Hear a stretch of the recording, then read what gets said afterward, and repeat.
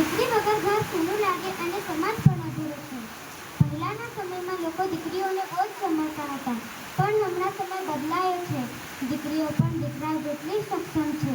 તેઓ દરેક ક્ષેત્રમાં આગળ વધી રહી છે. પછી તે શિક્ષણ હોય, રમતગમત હોય કે પછી અવકાશી જ્ઞાન હોય. આપણે બેટી બચાવ એટલે કે દીકરીઓને બચાવવાની અને તેમને ભણાવવાની વાત શા માટે કરીએ છીએ?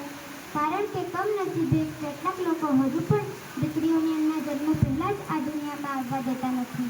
આ ખૂબ જ ખોટું છે. દીકરીઓ પણ આ દુનિયામાં જીવવાનો, ભણવાનો અને આગળ વધવાનો પૂરો અધિકાર ધરાવે છે. કન્યા કેળવણી મહોત્સવનો મુખ્ય ઉદ્દેશ એ છે કે દરેક દીકરી શાળાએ જાય અને શિક્ષણ મેળવે અને પોતાના પગ પર ઊભી રહે. જ્યારે એક દીકરી ભણે ત્યારે તે માત્ર પોતાનું જ નહીં, પણ પોતાના પરિવારનું અને સમાજનું પણ ભવિષ્ય ઉજ્જવળ બનાવે છે. એક શિક્ષિત દીકરી સ્વચ્છ સમાજનું નિર્માણ કરે છે. આજે જે નાની બહેનો શાળામાં પ્રવેશ કરી રહી છે, તેમને જોઈને મને ખૂબ જ આનંદ થાય છે. યાદ રાખો, દીકરી બહારનો દરિયો છે. દીકરી વિનાનું ઘર એ મીઠા વિનાનું અન્ન છે. તો ચાલો આપણે સૌ પ્રતિજ્ઞા લઈએ કે દીકરીઓને બચાવીશું, ભણાવીશું